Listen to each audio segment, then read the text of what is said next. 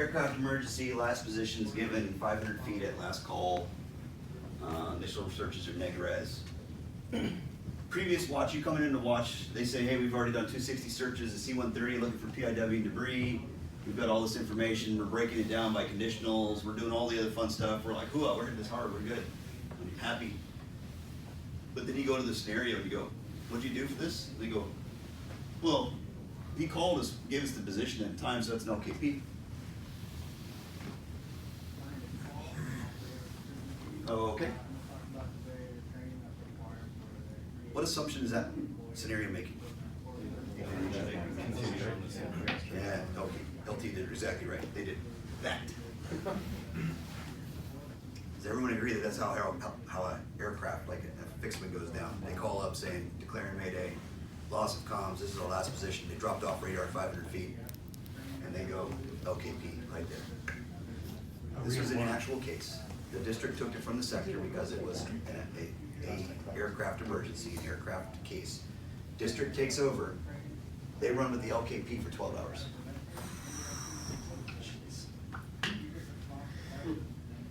So you walk in as the watch team, and now you go, what? You say, well, I think that they maybe continue to move. And you go, yeah, but how do you know how far? Well, we're going to contact AFRCC, we're going to get all this other stuff, we're going to break it all down. Yeah, but let's say early on. Could you have come up with a best case scenario at Alpha if you didn't know anything from AFRCC? What would be the best case scenario? That they drop off the altitude, but they maintain glide for a little while, right? Yeah, so our best case scenario would be, let's say that we know that this is like 30, 40 miles. But they're making almost 120 knots at stall. Do we think it's possible that they could have gotten off the coast all the way over to here somewhere within that time? I think that's a best case scenario. If they got lucky and they're able to get a nice, nice push from the air, because the air gets denser as they get lower. Maybe they dove in order to increase speed and they kind of maintain glide as long as they could. I don't know. But I think that this, nose down right at the time of call, is worst case scenario. I think it's the least likely scenario. Yeah, and I think that it's also minimizing for the survivors. So, from Alpha, without AFRCC, without anything else, I can give you what I think is least likely or what I think is worst case scenario, and I can give you what is best case scenario. And I think that if we broke down what we think is the most likely scenario, that would be based off of AFRCC or having conversations with a couple pilots. Maybe they turned into the wind, maybe they did a number of other things.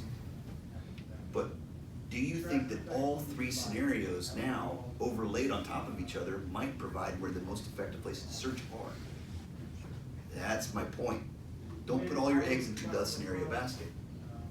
Because when we did this, and I go, okay, so I get this, and I go, okay, so yeah, we briefed everybody, everybody's good, we're gonna continue looking for PIW, kind of do that.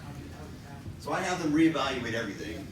Say, okay, are we looking at PIW debris? Is that PIW debris similar in aircraft as fishing vessels, or is it B debris? And I go into all this. We just talked about all that. That's why I'm skipping this.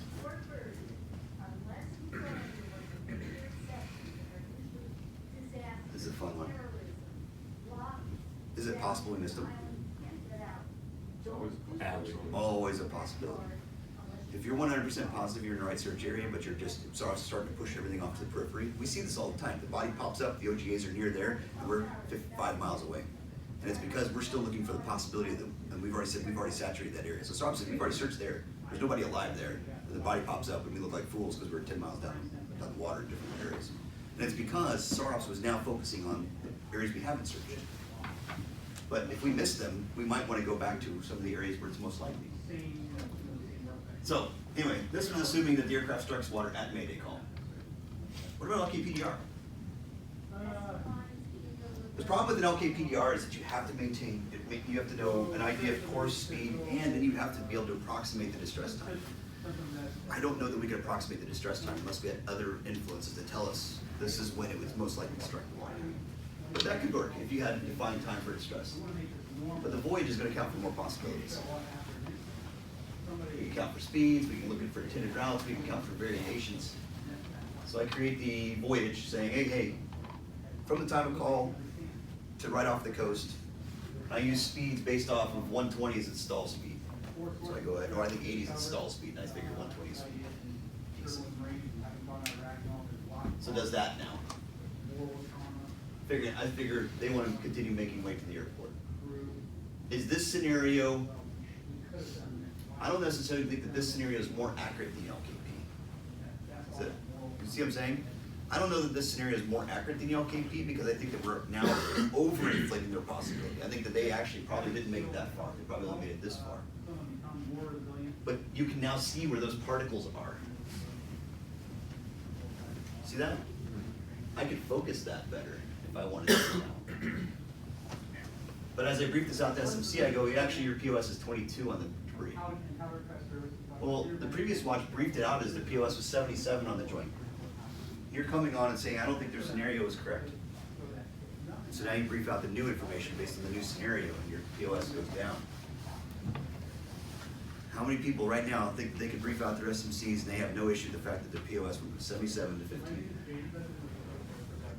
You feel like you could brief your POS? Yeah, you can justify that by saying that they were searching the wrong area, using the wrong scenario, so that time has elapsed, and now using the old train of thought of containment, saying, using that to help the SMC get through it and say, we're now searching a new area, it's searching new particles, and since so much X amount of time has elapsed, we have a less likely probability of finding them than we did if we had hit them at initial contact. So keep in mind, this is reviewing what's already taken place. So our alpha one was already reviewed. I like what you're saying. The only thing I would change is don't say that the previous scenario was wrong. Say that we've already proven the previous scenario's assumptions. The previous scenario's assumptions on an LKP, we should have seen them.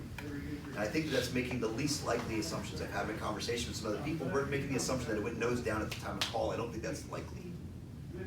I'm opening up to a possibility that honestly is a little bit aggressive in believing that they really could have made it all the way off the coast. Don't think that's necessarily likely, but I'm trying to create all those possibilities. A better, like more of a best case scenario.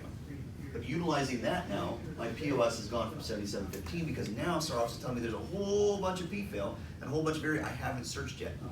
So I want to focus on that. And I think you can justify that because what's happening is that usually you weren't changing assumptions until the watch relieved. The new watch comes in, looks at the previous watch, and goes, what the hell did they do? This is stupid, why'd they do that? Then there's a conversation between the CDO or SMC, why did we do this, or why did we do that? And again, logging assumptions. Does that make sense to everybody? Does everybody feel that's right? And if you go back and you go, I don't know if it makes sense or not. Well then, what's the harm in creating the new scenario? Have a conversation of another scenario. More like this scenario, maybe best case scenario, maybe more like this scenario. And then evaluate that POS because if we don't change it, we're not going to change anything. So, I wanted to show that because that's the other way that POS gets misused. There's people who tell me that if I add PIW and it makes my POS go down, SMCs get upset. And I thought, you're doing it wrong because that's not how that works. And I can't change the scenario or I can't change the case as it's progressing because as I do that and it moves the numbers down, then also they don't like that either. Same conversation, you're doing it wrong. Because then you've already, once the numbers are getting high, I need a new place to look. So I want, boom, to go back to some other possibilities. If you're saying that I'm not gonna stop until my numbers hit a certain number, what's that number? I would love to know because there is none. So you need to be continuing to put SRUs into the most likely positions based on what they're going to be doing. I just want to make sure I'm clear. So the 15% joint POS on this is saying that the POS of the new scenario. Two scenarios. I kept the LKP in there. I just Okay. weighted very unlikely. I made it a weight of 9. Okay. So it's basically saying that with the new scenario plus the little residual from the first one, it's that little tail that actually the drift is up into what you've already searched. Yep. That's what that's calculated. Yes. Okay. The area that would have already existed. Yeah. But the LKP staying there, the way that you can think of this is that those 5,000 little ducks that get created, each one's worth 1 point. When you weight it where it says 9, these are worth 9 points. So SAR says, oh, these are worth a lot more. So the POS completely changes to find this one, don't find the old ducks because those ducks I'm weighing is very unlikely. So each of your scenarios has 5,000 individual particles? Yes, and the weight does not change that. And so the new POS will be based off of this assumption. I think that the LKP, I don't necessarily completely discount it, but I don't think it's likely. I think it's highly unlikely at this point. So therefore I wanna weigh it 1.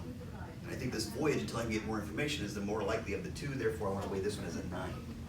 But once I get some information back from AFRCC, I could create scenario number 3. The most likely scenario is this now, and I could weigh that as higher for some. In this actual case, the district continued to look at, like I said, 12+ hours LKP, and they continued rinse, repeat, rinse, repeat, rinse, repeat. And we only found them because the survivors paddled into the area that the aircraft was flying and transiting to go get fuel.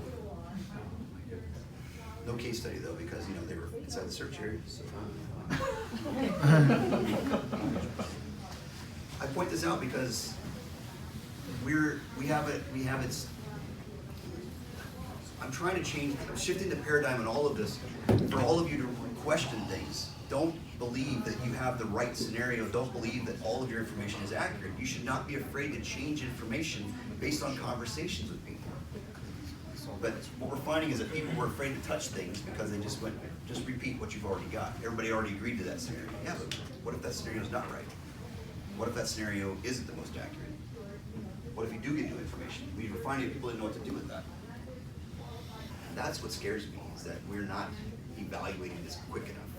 Using myopic optimization, being not afraid to put in more scenarios, knowing how all of this stuff is going to help you, should arm you enough that now you go back and go with some zeal, I need to know more about this.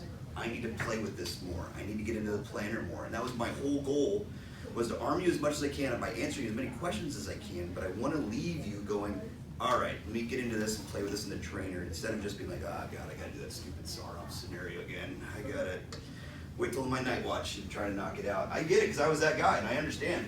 I'm just trying to explain to you that whenever, the way I ask the OS ones whenever they're coming through is that, who, in the OS rate, who's supposed to be the subject matter expert? Is it the first class or is it the chief?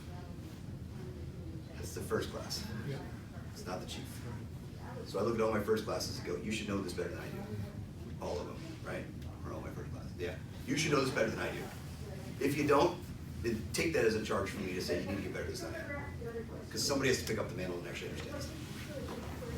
So, there's my takeaway for you all. Anything else?